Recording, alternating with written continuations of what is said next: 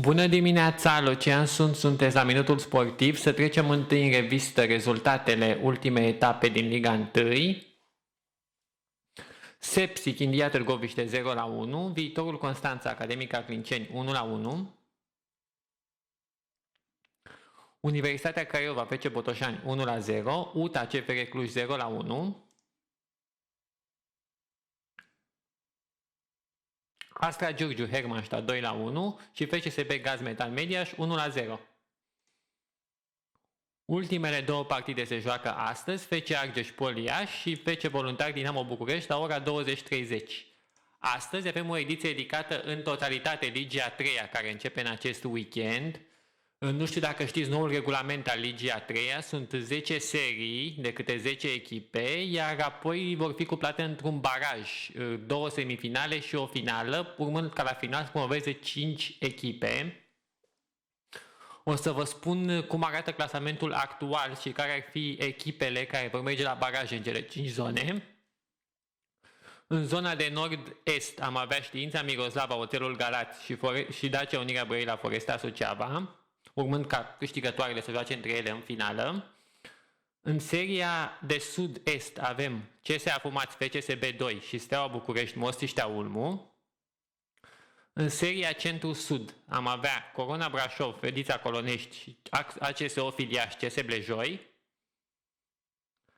În seria de vest am avea Viitorul Șelin, Bărșoi Milipova și Crișul Chișinău, Criș Gaz Metan 2 Mediaș.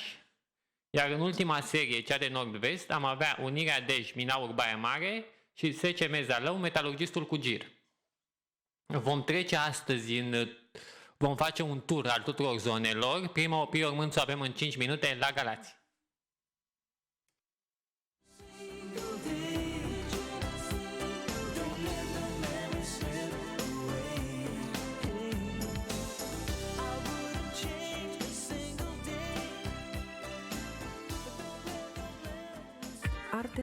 Perfect, bună dimineața! Bună dimineața! Ce faceți? Cum sunteți pregătiți de nou sezon de Liga 3? Păi trebuie să fim pregătiți. Dacă ne-am stabilit un obiectiv și avem și o echipă care își dorește ceva, e normal să fii pregătit. Noi așa spunem că sâmbătă vom încerca să debutăm cu dreptul. Avem o clar încercare de a promova Liga a doua și hotelul care are o istorie totuși destul de bogată în fotbal, cred că ar fi cazul să ajungă măcar în Liga a doua momentan. Deci pe termen scurt, ăsta e obiectivul nostru a tuturor, a întregului oraș, al celor din conducerea orașului, conducerea echipei, a jucătorilor a noastră, suntem focusați pentru acest obiectiv. Ce ar însemna pentru Oțelul Galați și pentru orașul Galați o revenire în plin planul fotbalului românesc? Chiar și Liga a doua. O încercare după vreo 3 ani de zile, o încercare de a ajunge acolo unde și-au propus în Liga a doua, măcar deocamdată. După care, bineînțeles că dacă vor reuși lucrul ăsta, sigur se va merge mai departe și s-a dorit ceva mai mult. Cert este că nu suntem singurii care avem aceste obiective. În seria noastră și în seria elaltă știți foarte bine că vor fi 2 duble baraje, cei care se vor califica. Deci lupta va fi mai echilibrată și mai dură ca altă dată, poate. Dar credem noi că avem un lot valoros, un lot experimentat, un lot care poate realiza lucrul ăsta și eu am mare încredere în tot ce se întâmplă în jurul echipei și să sperăm că vom reuși să mulțumim mulți și mari iubitori de fotbal din Galați, pentru Galațiul a avut și sunt convins că va avea în continuare suporteri extraordinar de minunați. Aveți chiar și un derby al orgoilor acolo la promovare cu Dacia Unirea Brăila, care pentru gălățeni este foarte important.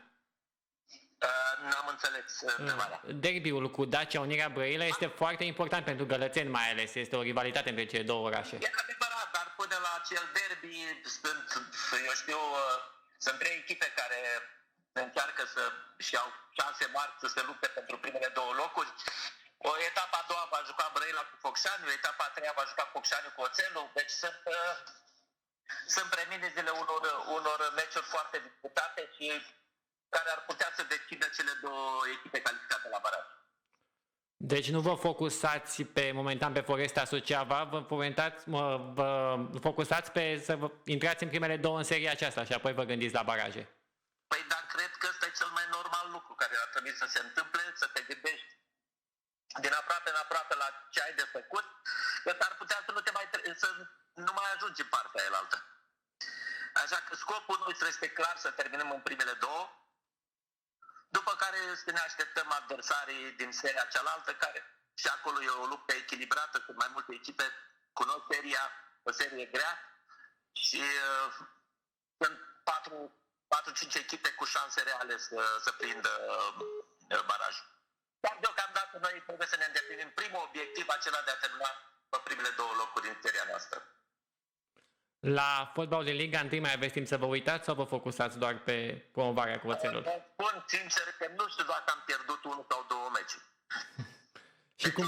urmăresc în general nu numai fotbalul din Liga 1, Liga a doua și Anglia și Italia, cât pot de mult, să știți că mă uit în continuare la fotbal. Și cum vedeți lupta la titlu anul acesta? Este foarte strânsă între CFR și FCSB și poate și Craiova să intre în continuare în luptă. Și eu consider că și Craiova poate să intre în această luptă, mai ales că jumătățesc punctele și cele trei echipe au șanse la titlu. Cred că foarte mult va conta rezultatul jocurilor directe, meciurile directe. Sunteți pregătiți pentru meciul de la Valea Mărului? Aveți emoții? Vă surpriză sâmbătă? Sau sunteți siguri? Noi sperăm să nu existe surprize, pentru că avem încredere în lotul de jucători, în echipă, per total. Dar în fotbal se poate întâmpla orice dacă nu ești pregătit 100% și nu încerci să tratezi fiecare partidă cu maximă seriozitate. Meciul se va juca undeva în Galați, pe Portul Roșu, pentru că terenul lor este renovare, un teren cu o suprafață destul de proastă, care cred eu că ne va îngreuna puțin evoluția. Consider că avem un lot și o echipă mult mai tehnică și mai valoroasă, dar acolo te vor echilibra puțin valorile pe acel teren foarte prost. Dar cu toate astea nu avem nicio scuză dacă nu reușim să câștigăm. Și eu sunt convins că vom porni cu drept. Și o ultimă întrebare. Cum vedeți lupta aceasta cu Florentin Petre, pe care l-ați avut adversar și ca jucător? Lupta aceasta la distanță, mă refer, între Brăila și Galați. V-am spus că sunt trei echipe, după părerea mea, sunt trei echipe în această serie care au șanse reale să ajungă la baraj. Eu includ și Focșanu, chiar dacă sunt la 4 puncte distanță de noi două. Includ și Focșanu, care au făcut investiții foarte mari, au un loc foarte bun de jucători și cred eu că după etapa a treia se cam clarifică situația. Vis-a-vis de Brăila, da, știți că este într-adevăr o luptă Brăila-Galați, orgolii foarte mari. Pentru mine și Florentin nu cred că sunt așa mari orgolii. Ne-am întâlnit ca adversari, ne-am întâlnit ca foști jucători, dar nimic deosebit sau special în asta. Sperăm ca cel mai bun să câștige și să meargă mai departe. Noi vă mulțumim mult că ați acceptat interviul cu noi și vă așteptăm cât mai repede în Liga 1 și cu suporteri pe stadioane. Asta așteaptă lumea de un an de zile. Sănătate multă! Mulțumim, la revedere! Revenim cu următorul nostru invitat din București.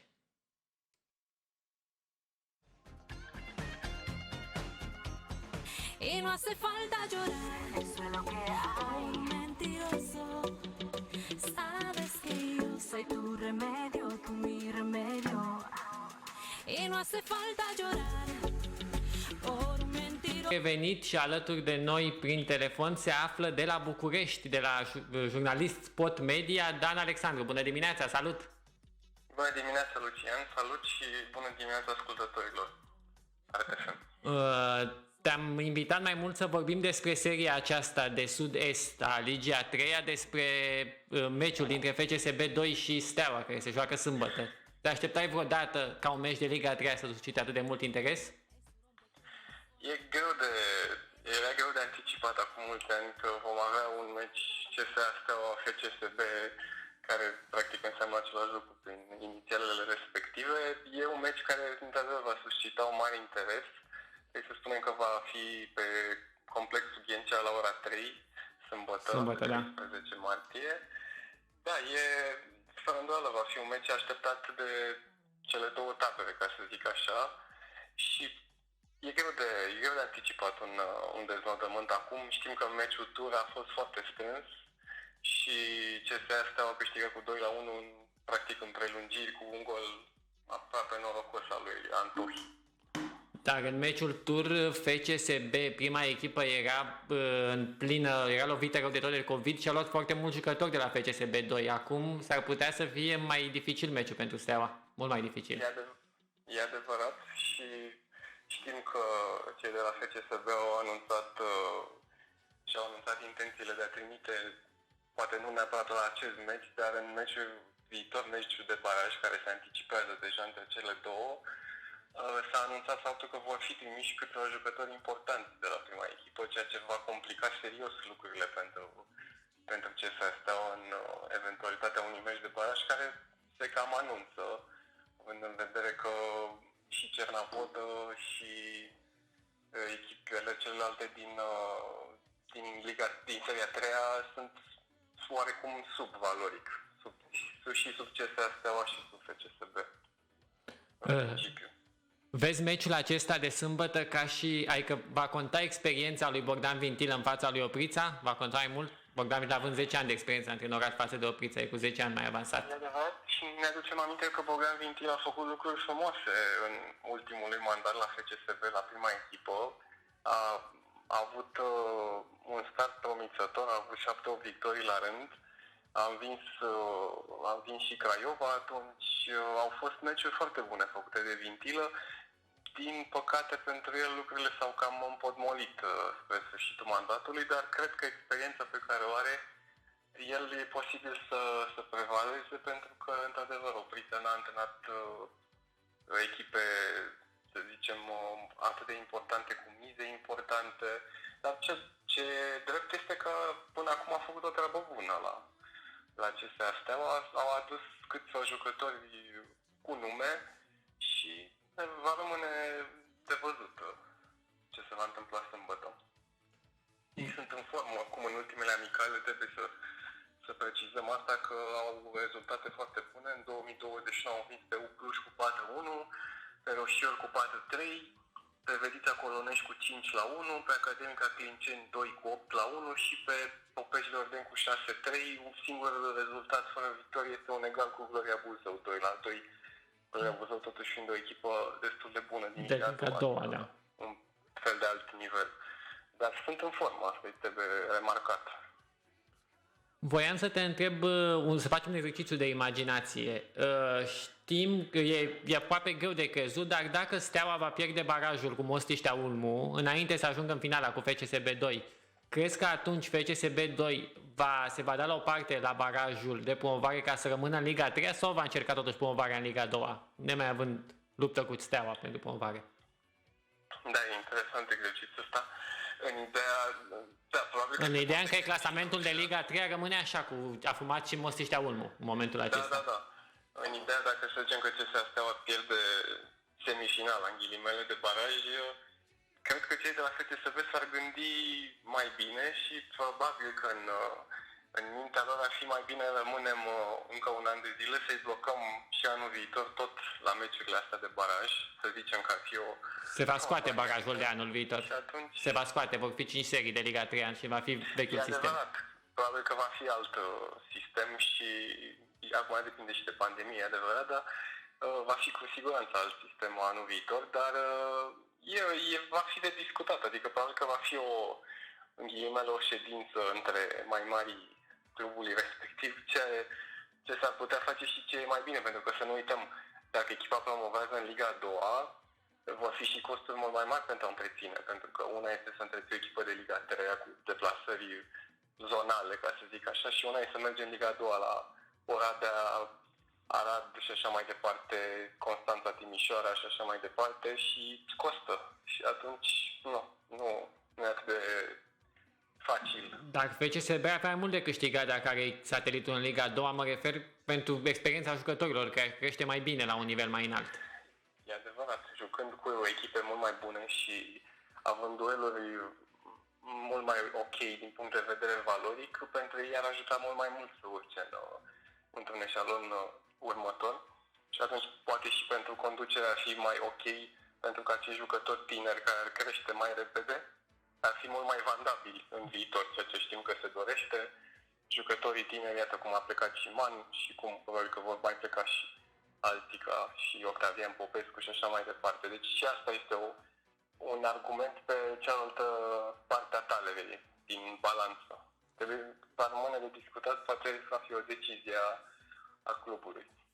Cea mai mare pierzătoare din această luptă a golilor mi se pare Progresul, care se chinuie de 3 ani să promoveze și acum n-are nicio șansă anul acesta, adică a fost prinsă în această bătălie între Steaua și FCSB 2. Da, exact, între cei doi titani, ca să le zicem așa, dar păcat pentru că Progresul de mulți ani se chinuie și ne aducem aminte că anul trecut Progresul a făcut chiar o surpriză frumoasă cu Rapidul în Cupa României, dar ei de mulți ani se chinuie și au început și au încercat să-și facă o echipă cât de cât solidă, dar iată că anul ăsta e foarte greu de crezut că vor reuși să mai ajungă cumva în primele două, ca să aibă speranțe și pentru a se califica la acest baraj.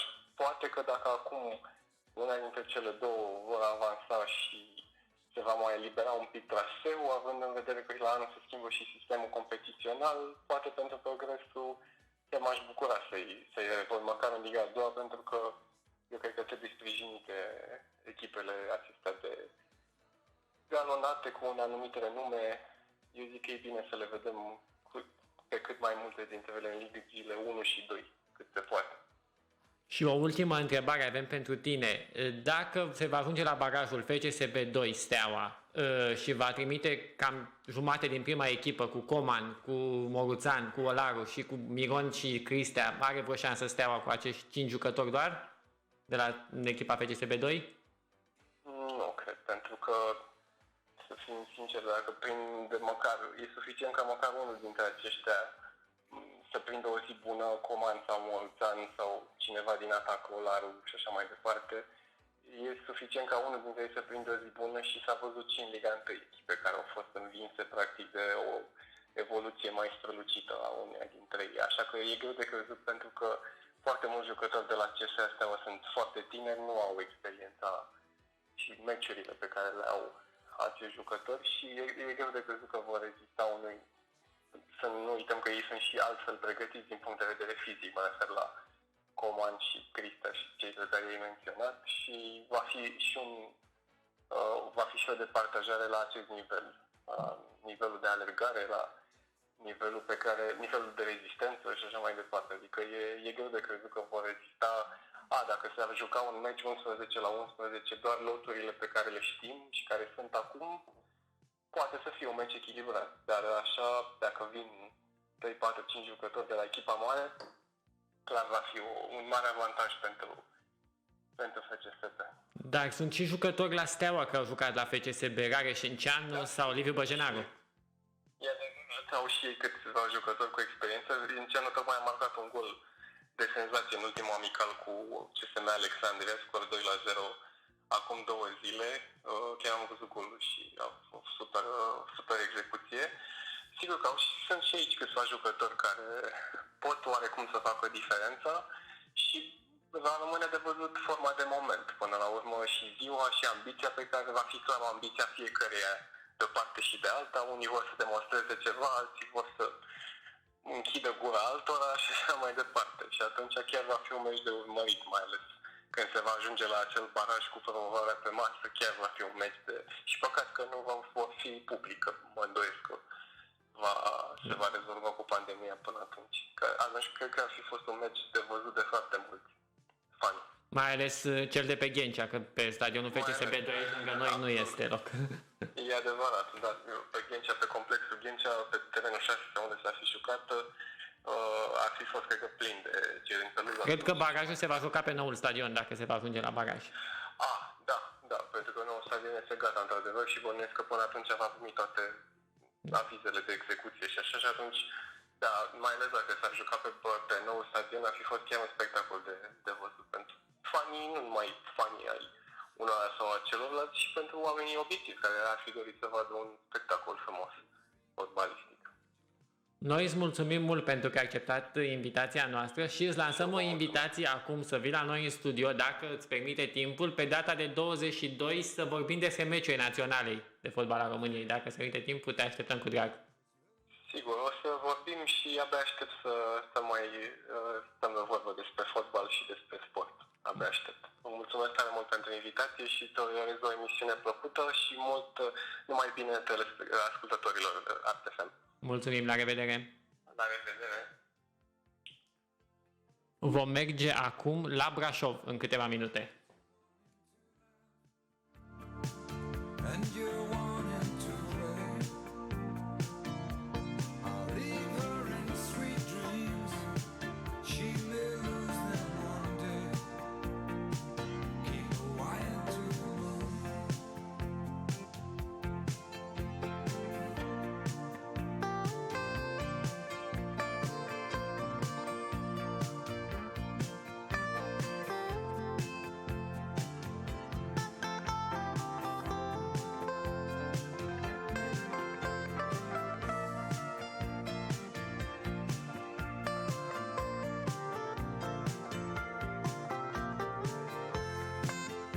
De noi de la Brașov se află domnul Adrian Sabo, directorul sportiv al liderului ligii, seriei a 5-a, Corona Brașov. Bună dimineața!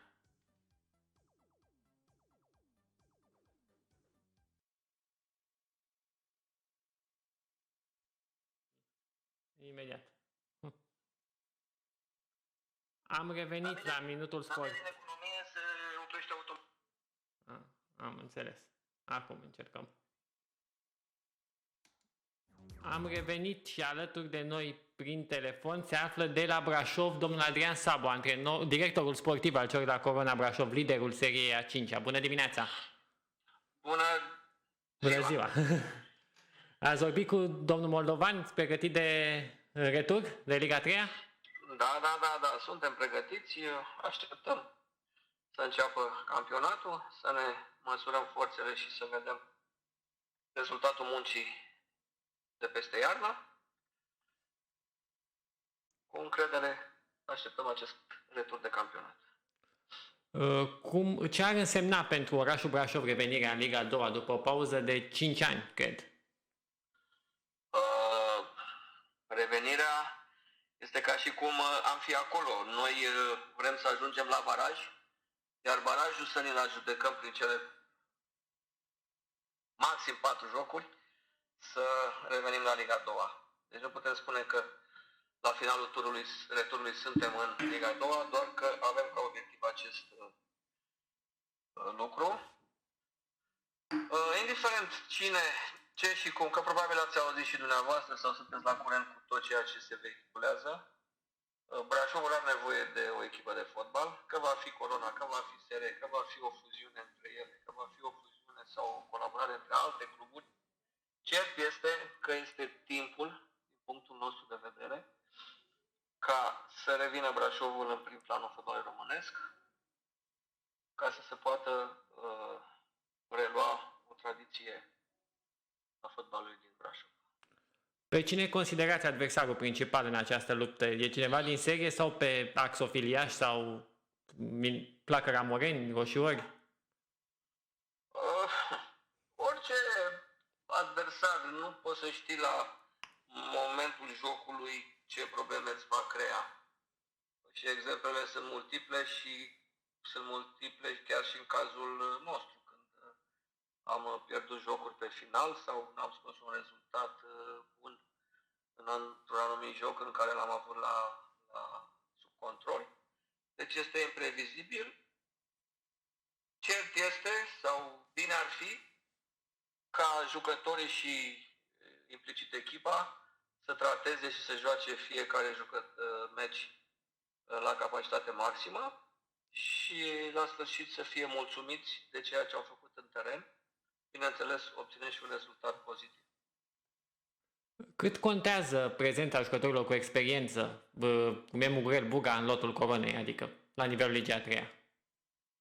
Contează foarte mult, aceasta a fost și ideea pentru care am optat jucători cu experiență, pentru că am observat cu toții cei implicați în fenomenul nostru la Brașov, că au fost una, două echipe care în edițiile trecute au ratat promovarea sau accederea în Liga Superioară, tocmai pentru că nu au avut și jucători cu experiență. Pe lângă faptul că pot să câștige un joc, ei pot să te mobilizeze prin atitudinea lor și în antrenamente și să ai ce să înveți de la ei. Dumneavoastră a jucat foarte mult timp în județul Brașov și la ICIM și la Precizia Săcelea, ce a antrenat. Ce se întâmplă? Toate orașele își fac stadion, numai Brașovul a închis 2 și Forexul și Carpați s-au închis. Ce se întâmplă cu fotbalul brașovean? Cu bazele sportive. Fotbalul brașovean. Da, să spunem că undeva e reală afirmația, dar Carpațiu se reconstruiește, se face cu parteneriat cu Federația de Fotbal, se mai adaugă și o pistă de atletism acolo, fiind liceul sportiv gard în gard. Deci acolo să spunem că nu s-a pierdut o bază sportivă, ci se va crea una nouă și multidisciplinară. La Forex, eu știu că la 2, 3, 5, 7 km de Brașov s-a construit o bază foarte frumoasă în locul celei de la Forex. Nu știu dacă știu bine, dar cert este că s-a construit. Acum că nu este în oraș și este la periferie, la margine, nu. Aici poate să fie o discuție. Dar s-au construit 2 terenuri cu o bază într-un câmp cu spațiu verde, frumos și elegant. Dar este clar că Brașovul are nevoie de un stadion modern, cum s-a construit în alte orașe. Este clar, știu că și autoritățile au în calcul, în plan, construirea sau remodelarea unui stat tineretului, mă gândesc, dar probabil dezvoltarea Brașovului ca și aeroport lângă Brașov la Ghimbab, ca și autostrada care va trece foarte aproape de Brașov, va crea infrastructura necesară ca să poți să construiești un stadion, să fie accesul mult mai ușor către stadion. Și sperăm că odată cu stadionul să revină și publicul pe stadioane, fiindcă nu se mai poate. Deja un an fără spectatori de azi. Da, publicul are rolul lui imens în viața unei echipe.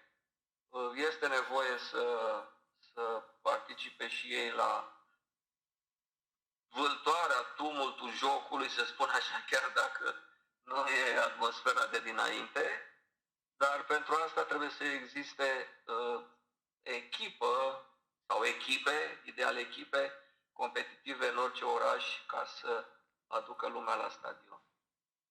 Noi vă mulțumim mult pentru interviu și vă invităm din nou la finalul barajului în vară și pe dumneavoastră, domnul Moldovan, să sărbătorim promovarea Coronei în Liga a 2-a. Așa să fie. Căutăm să ne ținem de cuvânt. Să fim acolo. Mulțumim mult, o zi bună! O zi bună, sănătate! Revenim cu următorul nostru invitat din vest, de la Lipova.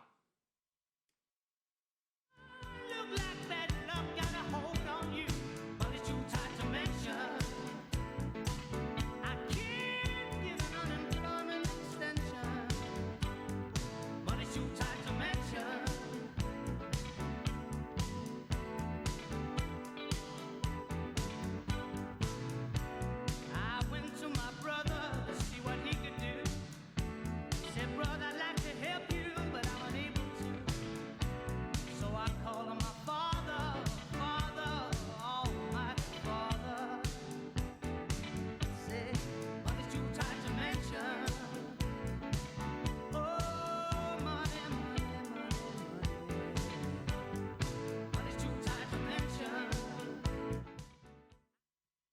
Am revenit, după cum v-am spus, mergem la Lipova și alături de noi, prin telefon, se află antrenorul celor de la Șoimi Lipova, domnul Flaviu Sabău, locul 2 în seria a 8-a. Bună dimineața, bună ziua!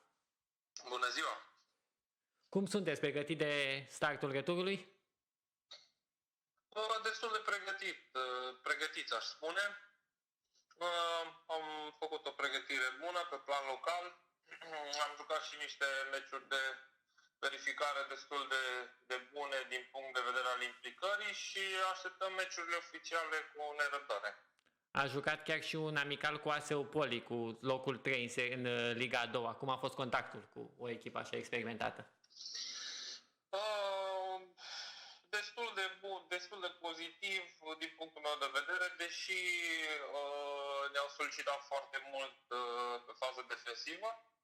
De aia și mi-am dorit să jucăm, să vedem cum stăm din punct de vedere defensiv, cât de solizi suntem. Ceea ce am arătat destul de bine, am luat 2 goluri din faze fixe, dar așa pe joc pozițional stăm destul de bine și asta îmi dă încredere că în campionat o să confirmăm că suntem echipa cu cele mai puține goluri marcate și primite și sper să o ținem și așa și în retur. Obiectivul este clar promovarea la Lipova anul acesta, să înțelegem, nu? Nu este chiar așa de clar obiectivul de a promova, în sensul că financiar că nu s-au votat bugetele la nivel național, sunt aceleași probleme de ani de zile, dar noi avem susținere pentru a face performanțe, indiferent că promovăm sau nu, avem condiții foarte bune de antrenament, de cu banii la zi, cu salariile și asta e cel mai important. Dacă vom reuși să promovăm, o să fie un bonus pentru noi, zic eu. Asta voiam să spun că la Lipova este și un stadion foarte frumos, foarte modern construit acum. Este foarte important. Da, este finalizat și stadionul, dar nu o să intrăm pe el, abia din vară o să intrăm pe stadion și o să jucăm acasă la Lipova după 4 ani de așteptare. Care sunt principalii adversari în lupta pentru promovare? Este chiar un meci interesant în weekend între ACS Poli Timișoara și Chișinău Criș, adică locurile 1 cu locul 3. Da, eu cred că Chișinău Criș, Poli, Pecicaș, Iroda și chiar și Dumbrăvița sunt echipe care oricând pot să câștige câteva meciuri legate și automat să fie în primele 2. Important, foarte important din punct de vedere este ceea ce facem noi. Suntem cumva echipa de pe locul 2 și sincer îmi doresc să termin pe primul loc. La baraj puteți întâlni echipa a doua, celor la Gaz Metal Media, și vă e frică că ar putea trimite jucători la prima echipă în meciul de baraj? Păi mă gândesc că vor lua în calcul o eventuală promovare dacă vor ajunge primele 2 și sunt sigur că va fi o echipă foarte, foarte solidă. În cazul în care sunt convins că vor trimite și jucători de la prima echipă. Cea mai mare distanță pe care ați parcurs-o sau veți parcurge în acest sezon este de 140 de km până la Ezeriș. Dacă ajungeți în Liga a doua, va trebui să mergeți până la Constanța sau Iași, distanțe 700-600 km. Sunteți pregătiți? N-aș putea să răspund eu. Sper conducerea să fie pregătită. Eu sper să fiu pregătit din punct de vedere sportiv să fac față la cerințele ligii secunde. Și o ultimă întrebare, ce ar însemna pentru fotbalul arădean prezența unei echipe în Liga a doua, având-o deja pe UTA în Liga 1? Cred că ar fi o chestie pozitivă pentru jucătorii din zonă, pentru că, după cum este și normal pe undeva, la Liga 1 sunt destul de puțini jucători din Arad care pot să facă față la Liga 1 și automat jucătorii de valoare care nu fac parte în Liga 1 la UTA, automat sunt nevoiți să joace la foarte mare distanță de casă și cred că ar fi un lucru pozitiv să avem o echipă din județ în Liga 2. Ar fi un ciclu firesc al unui județ care investește în fotbal de mult timp, spun eu. Ar fi o onoare să avem echipă în Liga 1, în Liga 2, în Liga 3, în toate eșaloanele. Să înțelegem că luați în calcul și un parteneriat cu UTA, dacă ajungeți în Liga a doua să împrumutați jucători de la ei. Absolut, noi oricum am avut tot timpul un parteneriat cu UTA, am promutat junior de la UTA, am și dat jucători la UTA și 100% vom continua pe aceeași linie. Noi vă mulțumim mult pentru intervenție și vă invităm din nou după meciul de baraj să vorbim despre promovarea obținută în Liga a doua, care sunt sigur că o veți obține. Mulțumesc frumos, Doamne ajută să fie așa. Mulțumim, zi bună! Mulțumesc, la revedere, o zi bună. Vom încerca acum să vedem dacă domnul Vasile Miriuță și-a terminat antrenamentul. Este ultimul nostru invitat. Revenim în 2 minute de la Baia Mare dacă reușim.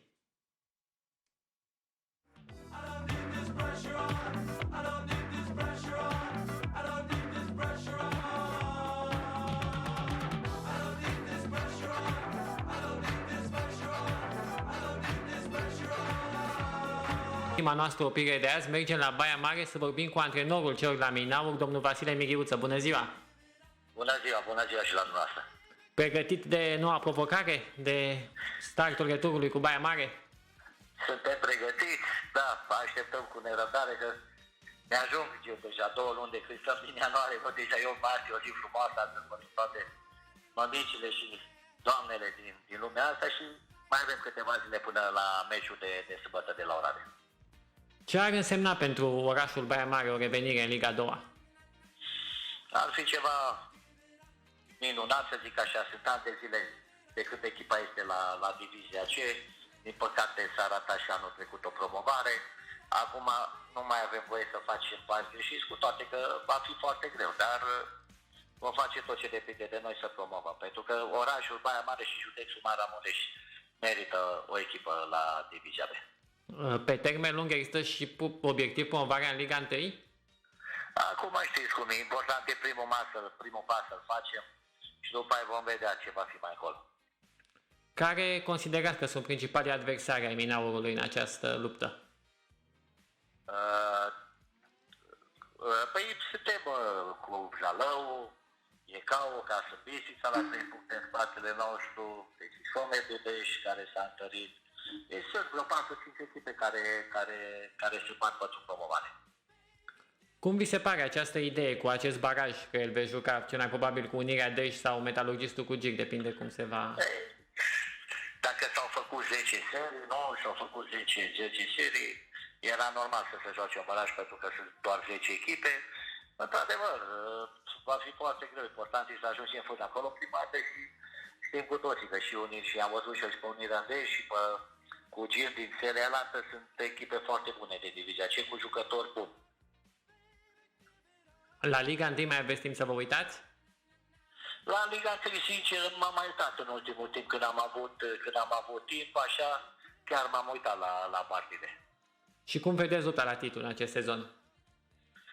Păi, deocamdată 2 echipe văd la titlu, CFR și FCSB, dar uite că și Craiova vine tare din spate, acum începe să joace, să câștige meciuri. Deci, cam aceste 3 echipe, dar părerea mea că FCSB și CFR-ul sunt principalele favorite care se bat la titlu. Și voiam să vă mai întrebăm, că ați jucat și în Germania, cum vedeți șansele naționale în meciul cu Germania și în aceste 3 meciuri cu Macedonia de Nord și Armenia în general?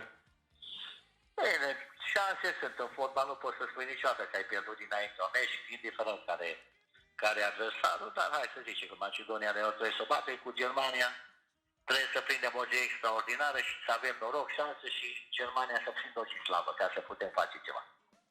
6 puncte cred că ar fi mulțumitoare pentru noi totuși, din aceste 3 meciuri. Exact, așa este. Ar fi mulțumitor pentru noi 6 puncte, da. Și voiam să vă întrebăm o ultimă întrebare, fiindcă am promis că vă ținem foarte puțin. Cum vedeți situația a fosta dumneavoastră echipă de la Dinamo? Că deja...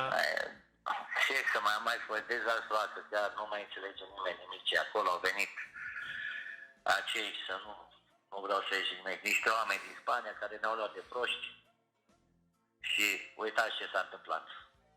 O echipă cum e Dinamo, cu atâția suporte și astea, ajunge să stea la mâna suporterilor, așa, dar nu știu până când. Deci, o bătaie de joc ce se întâmplă acolo, sincer.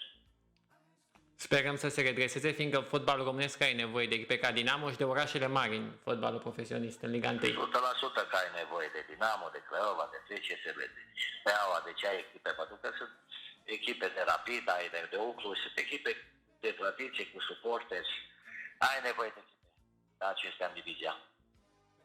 Noi vă mulțumim mult pentru că ați acceptat Cu mare invitația noastră și vă așteptăm din nou după promovarea cu Baia Mare în Liga a doua și sperăm să vorbim deja despre un stadion plin atunci, să se termine pandemia. Doamne ajută, abia așteptăm și noi. Mulțumim, zi bună! Sănătate multă, la revedere! La revedere. Aceasta a fost tot pentru astăzi. Ne revedem din nou, ne reauzim din nou lunea viitoare la o nouă ediție a Minutului Sportiv. Rămâneți acum cu Monica Frangulea și noua emisiune Design Talk. Stop walking circles. You're wasting your time.